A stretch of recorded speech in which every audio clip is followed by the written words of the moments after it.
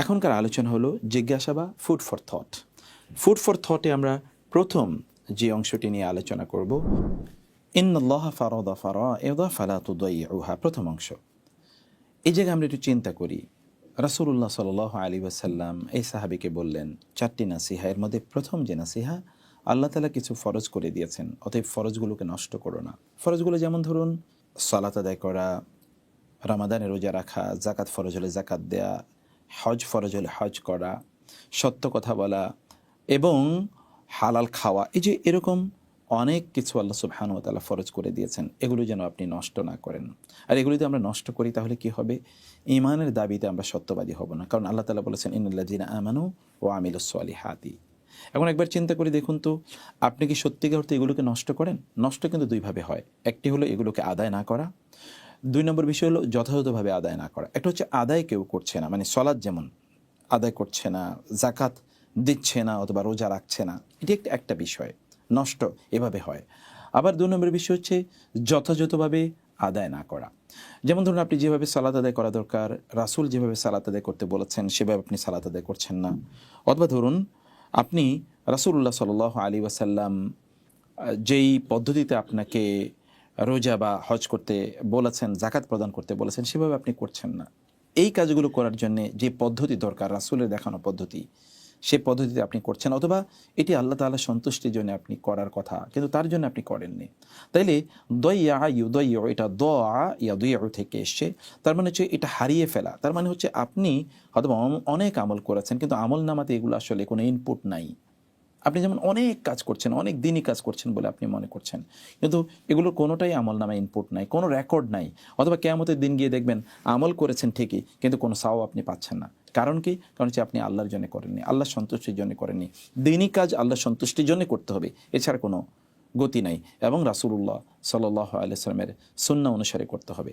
এটা যদি আমরা না করতে পারি তাহলে আল্লাহ যা ফরজ করেছেন তা কিন্তু আমরা নষ্ট করে দিলাম, অথচ রাসূল বলেছেন তার জন্য আমরা নষ্ট না করি। সেজন্যে আমরা বলবো যে আপনারা আল্লাহর ফরজগুলোর প্রতি গুরুত্ব প্রদান করুন। অনেকে নফল নিয়ে তারা ব্যস্ত থাকেন, অথচ নফল নিয়ে কিন্তু আপনি জান্নাতে যেতে পারবেন না, নফল বাদ দিয়েও আপনি জান্নাতে যেতে পারবেন, কিন্তু ফরজ ছাড়া আপনি জান্নাতে যেতে পারবেন না। ফলে ফরজের প্রতি গুরুত্ব প্রদান করুন। আপনি নফলের প্রতি অধিকতর গুরুত্ব প্রদান করতে গিয়ে ফরজ যেন নষ্ট না হয়ে যায়। কেবল ফরজের উপর ভিত্তি করে চললেও আপনি সফলতা অর্জন করতে পারবেন, এরকম অসংখ্য হাদিসে রাসূলুল্লাহ সাল্লাল্লাহু আলাইহি ওয়াসাল্লাম সেই কথা আমাদেরকে বলে দিয়েছেন। ফরজের মাধ্যমে আপনি আল্লাহর নৈকট্য অর্জন করতে পারবেন, ফরজের মাধ্যমে আল্লাহর প্রিয়তম হতে পারবেন, ফরজের মাধ্যমে আপনার ঈমান এর দাবি এটি আদায় করা হবে। সেজন্যে ফরজগুলো জানুন, আসলে ফরজগুলো কী। অধিকাংশ আমরা জানি না কোনটা ফরজ এবং কোনটা নফল বা কোনটা মুস্তাহাব, এটি আমরা জানি না। জানার কারণে আমরা সবিশেষ গুরুত্ব প্রদান করতে পারি না ফরজের প্রতি। এটি হলো ফুড ফর থটের প্রথম অংশ। ফুড ফর থটের দ্বিতীয় যে অংশটি আমরা দেখি তা হলো ওয়াহাররামা আশিয়া ফালা তানতাহিকুহা। আল্লাহ তাআলা আমাদের জন্য কিছু জিনিসকে হারাম করে দিয়েছেন, সেগুলো যেন আমরা নষ্ট না করি, অথবা সেগুলোকে যেন আমরা ধ্বংস না করে দিই। এর আগে আমরা একটা জিনিস দেখেছি যে আল্লাহ সুবহানাহু ওয়া তাআলা কিছু সীমারেখা নির্ধারণ করে দিয়েছেন, সেই সীমারেখাগুলো যেন আমরা অতিক্রম না করি। তো সীমারেখা কিছু তো নির্ধারণ করে দেওয়া হয়েছে, হদ আল্লাহ তাআলা করে দিয়েছেন। সেই হদ যেমন ধরুন জেনা না করা, মানে এবং জেনা না করা তো বটেই, জেনার কাছেও না যাওয়া। জেনার অনেক উপকরণ আছে, যেমন ধরুন আপনি সিনেমা দেখছেন, অথবা ধরুন আপনি অশ্লীল কোনো নাটক অথবা সিরিয়াল দেখছেন, যেগুলোর মধ্যে ধরুন কেবলমাত্র প্রতিপাদ্য মূল আলোচ্য বিষয় হচ্ছে তথাকথিত হারাম প্রেম রিলেশন। এই যে হারাম রিলেশন, এটাকে প্রমোট করা হচ্ছে, এই জাতীয় এমন কোনো বই আপনি পড়ছেন যে বইতে ধরুন এগুলো আলোচনা করা হয়েছে, তো আপনি সেই দিকে উদ্বুদ্ধ হচ্ছেন। অথবা এমন কোনো খারাপ কোনো আপনি ইউটিউবে সোশ্যাল মিডিয়াতে এমন কোনো ছবি আপনি দেখলেন, সিনেমা আপনি দেখলেন, এমন কোনো মুভি আপনি দেখলেন যেটা হারাম কাজে আপনাকে উদ্বুদ্ধ করে, কোনো নারীর দিকে আপনি তাকালেন এবং আপনার ধরেন ইন্টারনাল কোনো আগ্রহ নিয়ে, এটা কিন্তু আপনাকে হারাম কাজে উদ্বুদ্ধ করবে। অথবা ধরুন আমরা যেটা নীল সংস্কৃতি বলছি, পর্নোগ্রাফি, এরকম কোনো দিকে আপনি তাকালেন, অশ্লীল কোনো নারীর ছবি সোশ্যাল মিডিয়াতে ভেসে উঠেছে, সেটার দিকে আপনি তাকালেন, এর মাধ্যমে কিন্তু আপনি হারাম কাজের কাছে আপনি গেলেন, মানে অশ্লীলতার কাছে আপনি গেলেন। এই অশ্লীলতার কাছে যেতেও আল্লাহ তাআলা আমাদেরকে নিষেধ করেছেন। এই জন্য তিনি বলেছেন যে আল্লাহ সুবহানাহু ওয়া তাআলা তিলকা হুদুদুল্লাহি ফালা তা'তাদুহা তিলকা হুদুদুল্লাহি ফালা তাকরাবুহা। আল্লাহ কোথাও বলেছেন এগুলো হচ্ছে আল্লাহর সীমারেখা, এগুলোর কাছেও যেও না, আবার এগুলোকে অতিক্রম করো না। এই কথা আমরা জানি। মদের এবং জুয়ার কাছেও যেতে নিষেধ করেছেন তিনি। এই সীমারেখা অতিক্রম না করা, আবার এর কাছেও না যাওয়া। যেমন ইয়াতিমের সম্পদ ভক্ষণ করা, এটা কিন্তু তার কাছেও যেতে আমাদেরকে নিষেধ করা হয়েছে, তাই না? ফলে এই যে জায়গাগুলো, এগুলোকে আমাদের বুঝতে হবে। যে জায়গাগুলো হারামের জায়গা, সেখানে আপনি কাছেও যাবেন না। যেখানে জুয়া খেলে, ওই জায়গায় আপনি যাবেন না। যে জায়গাটাতে ধরুন হারাম পণ্য বিক্রি হয়, সেই জায়গায় আপনি যাবেন না। তাদের যারা এই হারাম কাজ করে, তাদের কাছেও আপনি যাবেন না। তাদের সাথে কোনো রিলেশন রাখবেন না, তাদের সাথে উঠা বসা করবেন না। আপনার ক্লাসমেট বা বন্ধুরা, এরকম অনেকে আছে যারা হয়তো বা মাদক আসক্ত হয়ে গেছে, তাদের কাছেও আপনি যাবেন না, ঘেঁষবেন না, তাদের সাথে বসবেন না, তাদের সাথে উঠা বসা করবেন না। এই জাতীয় ফ্রেন্ডশিপ আপনি ইমিডিয়েটলি বন্ধ করে দেন। আপনার কোনো নারীর প্রতি আসক্তি তৈরি হচ্ছে, দ্রুত তাকে আপনি ব্লক করে দিন, অথবা আপনি সিম চেঞ্জ করে ফেলুন, অথবা আপনি প্রয়োজনে তার আপনার যে ফেসবুক যে প্রোফাইল আছে, সেখান থেকে আপনি তাকে ডিলিট করে দেন। কোনো ধরনের রিলেশনের কোনো ট্রেস আপনি একেবারে রাখবেন না। এইটা হচ্ছে ফালা তাকরাবু অথবা ফালা তাআতাদুহা। এরপরে আল্লাহ তাআলা আর আল্লাহ রাসূল সাল্লাল্লাহু আলাইহি ওয়াসাল্লাম যেটি বললেন আমাদেরকে এই হাদিসে, ওয়া হারামা আশিয়া ফালা তানতাহিকুহা, মানে যা হারাম করেছেন সেগুলোকে যেন আমরা যেন সেগুলো যেন আমরা না করি, হারাম কাজগুলো যেন না করি। হারাম কাজগুলোর মধ্যে তো আমরা জানি, যেমন মদ খাওয়া, এটা তো হারাম, অতএব মদ আপনি খাবেন না, অথবা মদের সাথে সম্পৃক্ত কোনো ধরনের কাজ আপনি করবেন না। এগুলো সব কিন্তু করা আমাদের জন্য নিষিদ্ধ। এই যে হারাম জিনিসগুলো কেন আল্লাহ করেছেন, এটি আমাদের জন্য কল্যাণকর। এই হারামের মধ্যে কোনো কল্যাণ আমাদের মধ্যে নাই। হারাম থেকে দূরে থাকাটাই আমাদের জন্য কল্যাণ, এটি আমাদের বুঝতে হবে। আমাদের দুর্ভাগ্য হলো যে আমরা হারাম কাজ করে আমাদের নিজেদেরকে দুনিয়াও শেষ করে দিই, আখেরাতও শেষ করে দিই। আমাদের বডির যে স্ট্রাকচার আছে, এই স্ট্রাকচার কোনোদিন হারামের উপযুক্ত করে তৈরি করা হয়নি। ফলে আপনি মদ খেলে আপনি ক্ষতিগ্রস্ত হবেন, জুয়া খেললে আপনি ক্ষতিগ্রস্ত হবেন, আপনি সাইকোলজিক্যালি কখনো ক্ষতিগ্রস্ত হন, কখনো ফিজিক্যালি ক্ষতিগ্রস্ত হন। আপনি মিথ্যা কথা বললে আপনি মানসিকভাবে অসুস্থ হয়ে পড়েন, অথবা ধরুন আপনার আত্মা এটা দুর্বল হয়ে পড়ে, আপনার কলব এটি তখন অন্ধকারাচ্ছন্ন হয়ে পড়ে। আপনি এই মিথ্যাকে ঢাকার জন্য আরও হয়তো অসংখ্য মিথ্যার আশ্রয় নিতে হয়, এবং ধীরে ধীরে আপনি মিথ্যাবাদী হয়ে ওঠেন। এটি আপনার নিজেরই ক্ষতিকর, আপনার নিজের জন্য ক্ষতিকর। আর আখেরাতের ক্ষতি তো আমাদের জন্য অবশিষ্ট রয়ে গেছেই। সেজন্যে রাসূলুল্লাহ সাল্লাল্লাহু আলাইহি ওয়াসাল্লাম বললেন, এগুলো যেন আমরা না করি। এবং 3 নম্বরে যে ফুড ফর থটে আমরা দেখছি, তা হলো ওয়াসাকাতা আন আশিয়া রাহমাতাল লাকুম গায়রা নিসিয়ানিন ফালা তাবহাসু আনহা। খুবই চমৎকার বিষয়। আল্লাহ সুবহানাহু ওয়া তাআলা আমাদের জন্য তার 3 ধরনের জিনিস রাখলেন। একটা হলো একেবারে স্পষ্ট করে হালাল, একেবারে স্পষ্ট করে হারাম। কিছু কিছু ব্যাপারে আল্লাহ তাআলা চুপ থেকেছেন। যেগুলো ব্যাপারে আল্লাহ সুবহানাহু ওয়া তাআলা চুপ থেকেছেন, সেগুলো ব্যাপারে এটি আল্লাহ তাআলা ভুলে গিয়েছেন দেখে চুপ থেকেছেন, ব্যাপারটা কিন্তু এরকম নয়। আল্লাহ সুবহানাহু ওয়া তাআলা অনুগ্রহ করে তিনি এ ব্যাপারে চুপ থেকেছেন। যদি তোমরা মনে করো তোমাদের জন্য কল্যাণকর, তাহলে করো। যদি মনে করে কল্যাণকর নয়, তাহলে তা করবে না। কিন্তু এগুলো নিয়ে তোমরা অনেক বেশি জল্পনা কল্পনা ইত্যাদি তোমরা করবে না। এটি আল্লাহ সুবহানাহু ওয়া তাআলা এবং আল্লাহ রাসূল এর নির্দেশ। এবং এখন আমরা ধরুন অনেক বিষয়ের ব্যাখ্যা হয়তো আপনার কাছে স্পষ্ট নেই, সে বিষয়ে আপনার কথা বলার দরকার নেই। আল্লাহ সুবহানাহু ওয়া তাআলার ব্যাপারে অনেক কিছু আপনার জানা নেই, সে বিষয়ে আপনার অনুসন্ধান করার দরকার কি? যেগুলো জানেন সেগুলো নিয়ে আপনি কাজ করুন বা কথা বলুন। এজন্যে আমরা দেখি যে আল্লাহ সুবহানাহু ওয়া তাআলা সংক্রান্ত তার আসমা ওয়াস সিফাত, যেগুলো আমরা একেবারেই জানি না, আল্লাহ সুবহানাহু ওয়া তাআলার গুণবাচক যতটুকু আমরা জানি ততটুকু তো জানি, আর বাকি যতটুকু আমরা জানি না ততটুকু নিয়ে আলোচনা করতে গিয়ে লোকেরা পথভ্রষ্ট হয়ে গেছে।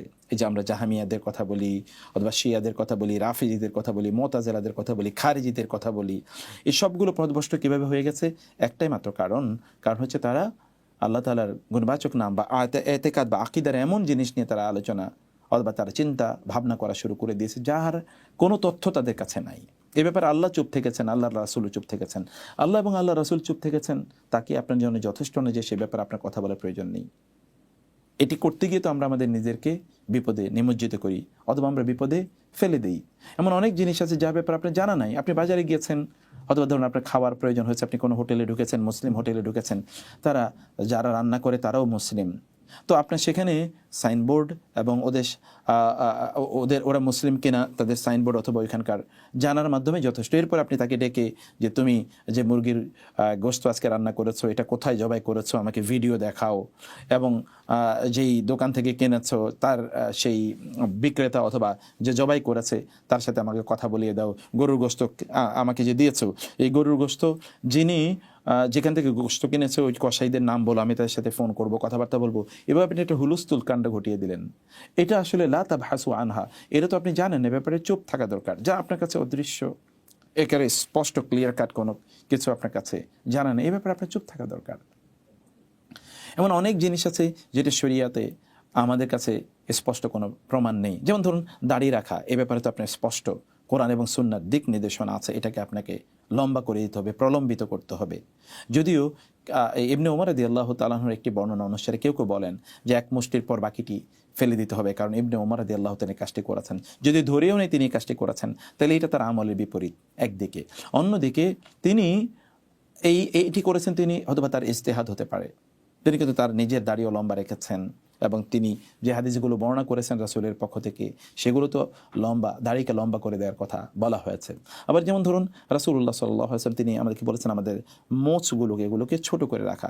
এখন মোচ তার মানে হচ্ছে মোচকে আপনি হলক করবেন না, একেবারে এগুলোকে শেপ করবেন না, আপনি ছোট ছোট করে রাখবেন। রাসূলুল্লাহ সাল্লাল্লাহু আলাইহি ওয়াসাল্লাম এটি বলেছেন। এমনকি ইমাম মালিক রাহিমাহুল্লাহ বলেছেন, যারা তাদের মোচ শেপ করে তাদেরকে প্রয়োজনে শাস্তি প্রদান করা হোক, তাদেরকে সেই ডিসিপ্লিনারি অ্যাকশন তাদের বিরুদ্ধে নেওয়া হোক, কারণ তারা রাসূলুল্লাহ সাল্লাল্লাহু আলাইহি ওয়াসাল্লাম এর সুন্নাহর বিপরীত তারা কাজ করেছে।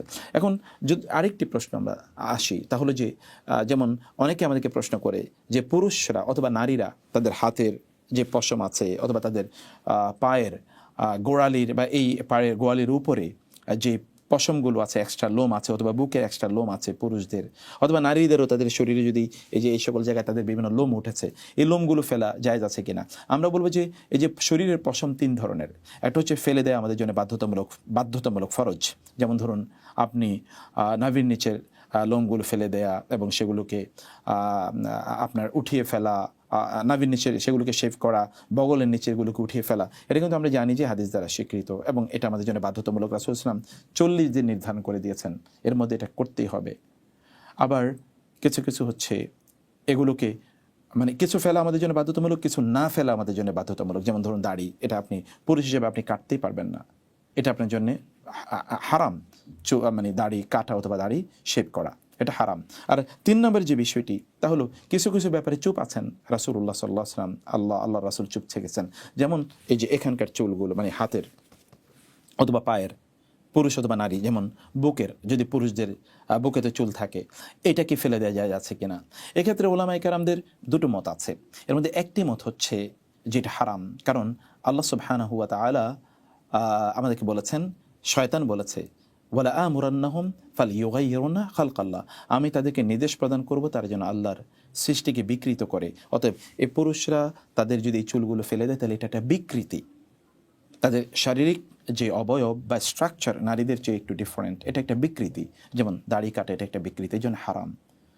আবার কেউ কেউ বলেছেন না, এ ব্যাপারে তো আল্লাহ এবং আল্লাহ রাসূল চুপ থেকেছেন, অতএব এটা হারাম নয়। যেমন নারীদের জন্য, যেহেতু তারা সৌন্দর্য বর্ধন অথবা নারীদের ইস্যুটাই হলো সৌন্দর্যের ইস্যু, ফলে নারীদের যদি এরকম এক্সট্রা কোনো পশম থাকে যে পশমটি তাদের সৌন্দর্যকে ব্যাহত করে, তারা কিন্তু তা কাটতে পারবে। কিন্তু পুরুষদের কি তাদের সৌন্দর্য ব্যাহত করছে? এটা না, ব্যাহত করছে না, বরং তাদের সৌন্দর্য এটা আরও বাড়িয়ে তোলে। এটি তাদের পৌরুষত্বের একটা প্রমাণ, ফলে তারা এগুলোকে কেটে ফেলবে না। কিন্তু কেটে ফেলা কি হারাম? না, স্পষ্ট করে যেহেতু আল্লাহ এবং আল্লাহ রাসূল এগুলোকে হারাম বলেননি, যেমনিভাবে অন্যগুলোর ব্যাপারে বলেছেন, ফলে এটাকে আপনি একেবারে স্পষ্ট করে হারাম বলতে পারেন না। আপনি হয়তো বলতে পারেন আপনার জন্য উত্তম নয়, এবং এই জন্যে না কাটাটাই হচ্ছে পৌরুষত্বের লক্ষণ, অথবা এগুলোকে উপরে না ফেলাটাই হচ্ছে পৌরুষত্বের লক্ষণ, কারণ উপরে ফেলাটাই হচ্ছে এটা নারীদের লক্ষণ, আপনি তো নারীদের মতো হতে পারেন না। এই যে অনেক বিষয় সম্পর্কে আল্লাহ এবং আল্লাহ রাসূল চুপ থেকেছেন, এটা রহমাতাল্লাকুম, অর্থাৎ আল্লাহ তাআলা আমাদের প্রতি অনুগ্রহ করেছেন, কারণ আদারওয়াইজ আপনার জন্য কোনো এক্সট্রা কোনো জায়গা থাকবে না। এবং এই বিষয়ে আপনাকে গবেষণা করা, মানে রাসূল সাল্লাল্লাহু আলাইহি ওয়াসাল্লাম যেমন বলেছেন ফালা তাবহাসু আনহা, যে তার ব্যাপারে তোমরা গবেষণা করো না, তার মানে কি এগুলো নিয়ে গবেষণা করা জায়েজ নেই? হ্যাঁ, গবেষণা করা জায়েজ আছে। যারা গবেষণা করছেন জ্ঞান অর্জনের জন্যে, জ্ঞান বিতরণের জন্যে, এদের জন্য এটা জায়েজ। কিন্তু অপ্রয়োজনে একজন লোক কেবল এটা নিয়ে প্রশ্ন করছে, যেমন দেখবেন বহু লোক আছে একই বিষয়ে আপনাকে প্রশ্ন করছে, আরেক আলেমকে প্রশ্ন করছে, আরেক আলেমকে প্রশ্ন করছে, আরেক আলেমকে প্রশ্ন করছে, তার কাজই হচ্ছে ফিতনা ছড়িয়ে দেয়া। এদের জন্য এটা না, এদের জন্য এটা হারাম বা নিষিদ্ধ। ফালা তাবহাসু আনহা, এটি নিয়ে তোমরা খোদাখুদি করো না, এটা তোমাদের কাজ নয়, কারণ তোমার জন্য যতটুকু আছে ততটুকুই তো তুমি করো না। অতএব তোমার এটা জানা, এটা করার দরকার কি, বা এটা জেনে সে তো আমল করার জন্য করেনি। ফলে আপনি যদি আমল করার জন্য এটা নিয়ে গবেষণা করতে চান, নো প্রবলেম ইনশাআল্লাহ। এটা কি রাসূল আসলামের জন্যই বা রাসূলের যুগের জন্য প্রয়োজন? না, রাসূলের যুগের জন্য প্রয়োজন, এখন আপনার জন্য প্রযোজ্য। এখন আপনি এটি প্রয়োজনে মানে অপ্রয়োজনে আপনি এটি নিয়ে গবেষণা বা এটা নিয়ে আলোচনা করার প্রয়োজন নেই। আপনি প্রয়োজন হলে কেবলমাত্র এটি নিয়ে আলোচনা করেন। এই হচ্ছে এই হাদিসের ফুড ফর থট অংশ। আলহামদুলিল্লাহ, আমরা বিস্তারিতভাবে ফুড ফর থট অংশে আমরা জানলাম। এখন আমরা হাদিসের মৌলিক শিক্ষাগুলো নিয়ে আমরা বিস্তারিত একটু আলোচনা করতে চাই।